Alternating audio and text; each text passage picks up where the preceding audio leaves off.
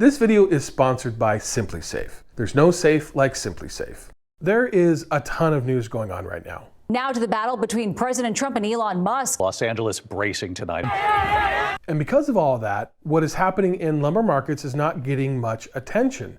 But if you work in the industry, or you're trying to build a home or buy a home or do some remodeling or woodworking, you likely care a lot about where lumber prices are going next. So in this video, I'll explain where we are and where we're headed, so stick around.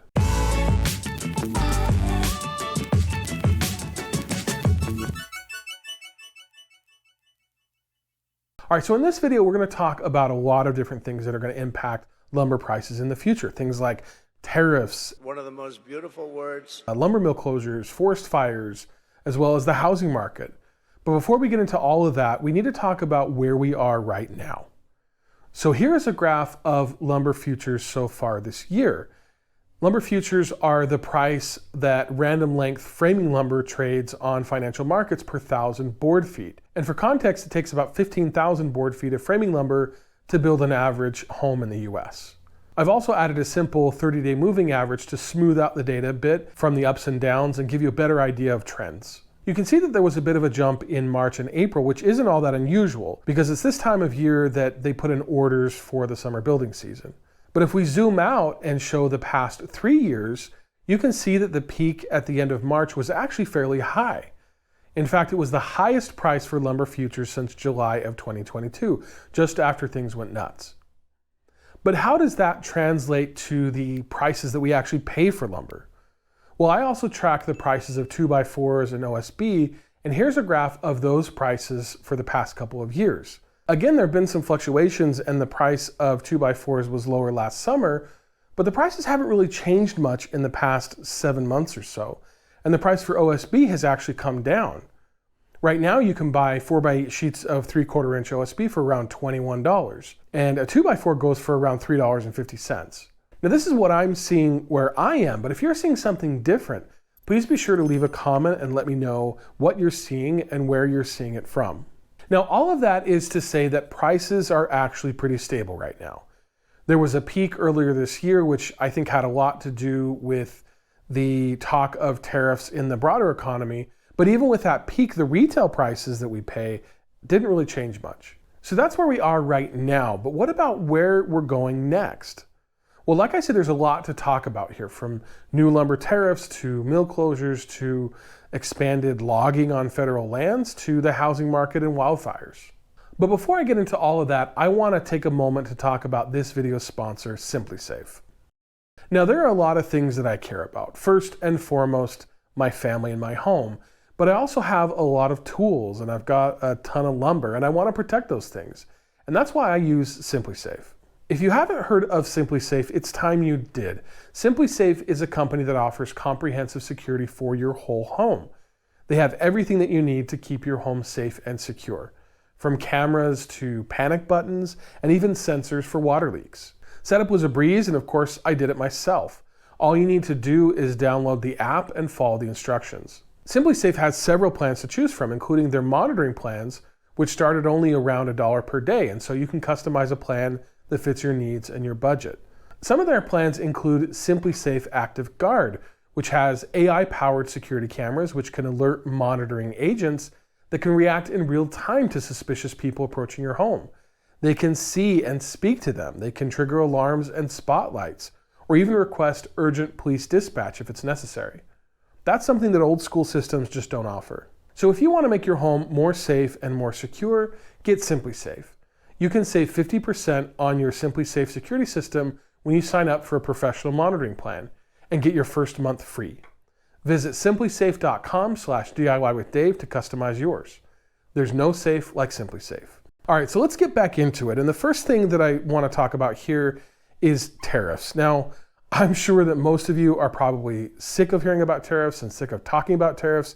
And frankly, I am too. Sick of it. Oh, so sick of it. Yeah. But in the world that we live in, it's now a reality that we have to address. The first thing that we need to understand is that while a lot of the other tariffs that President Trump has talked about are new, or things that we haven't really done before, lumber tariffs are not new.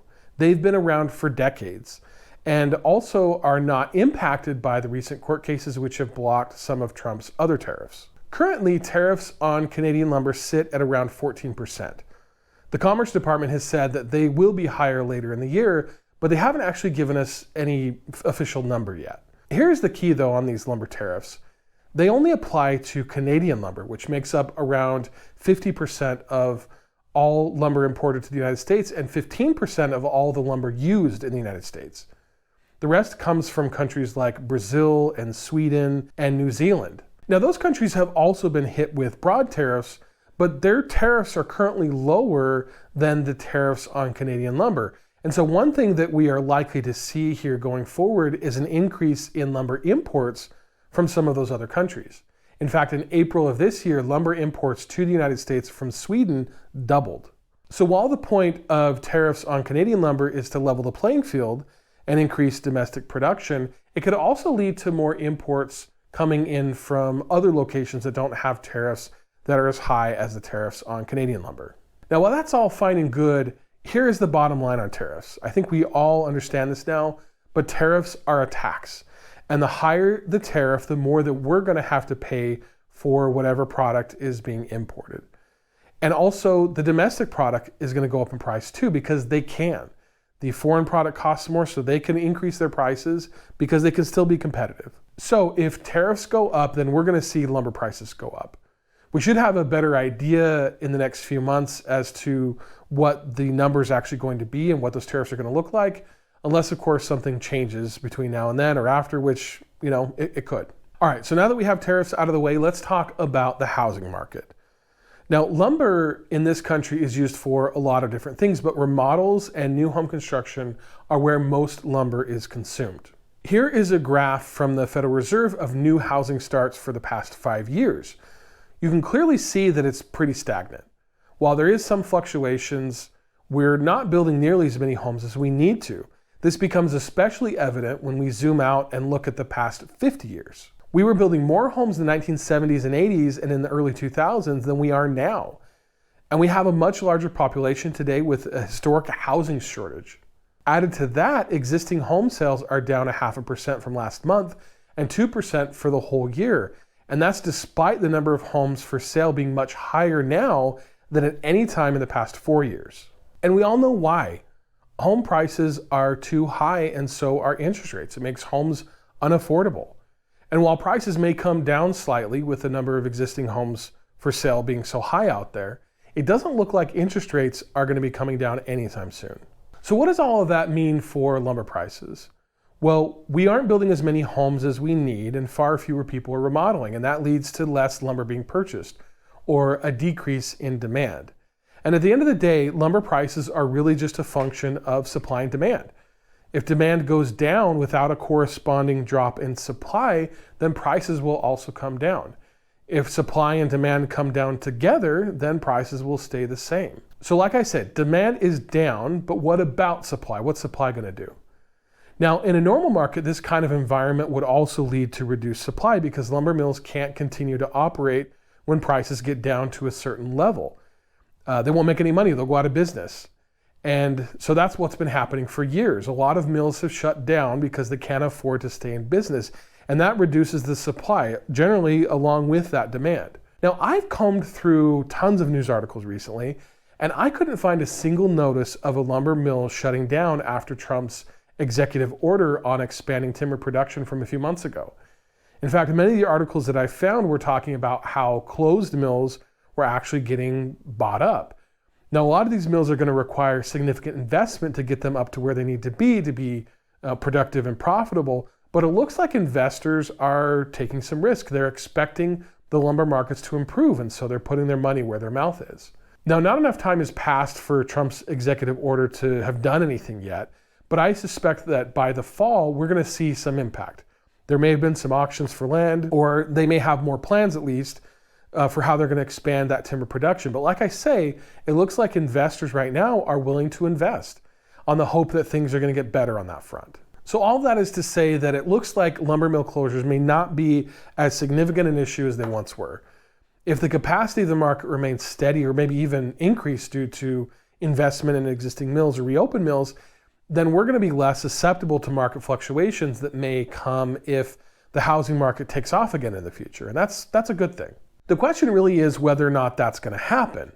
There's a lot of pessimism in the market right now. Consumer sentiment is at an all-time low. There are fears that inflation is ticking up, and a lot of indicators are pointing towards a recession. If that happens, then demand for lumber will continue to stay low, and the trend of lumber mill closures will probably tick up again. Now, the last thing that I want to talk about is forest fires. Forest fires are a concern for both Canada and the US, and Canada's fire season is not off to a good start. Now, so far in the US, it's been relatively quiet with around 1.2 million acres burned. That's compared with nearly 9 million acres burned in 2024. But in Canada, over 8 million acres have already burned, which is above their annual average, and it's shaping up to be a rough year. In 2024, around 12 million acres burned in Canada, but in 2023, that was the real monster. That year, over 42 million acres burned in Canada. Now, we hope that they can get things under control and that we don't see something bad like that again. Now, forest fires impact lumber in a number of ways, beyond the most obvious, which is, of course, burning up timber, which could be cut and milled. It also disrupts transportation infrastructure. It increases reforestation costs and other costs. Some of the lumber can be salvaged, but that can also be expensive, and the quality of that lumber isn't as high. So far, the U.S. fire season has not been terribly severe, but many parts of the country are dry or in a drought. And if things get worse, then we could see some terrible conditions for forest fires later this year. So that's definitely something that we need to watch out for. So now that we've talked about all that, what does it all mean for where lumber prices are headed? Well, lumber tariffs will definitely increase prices overall, not just on imported lumber, but also domestic lumber. The prices are going to go higher. And the mix of those imports could change if some countries are given preference over others, which could also help to keep prices a little bit lower.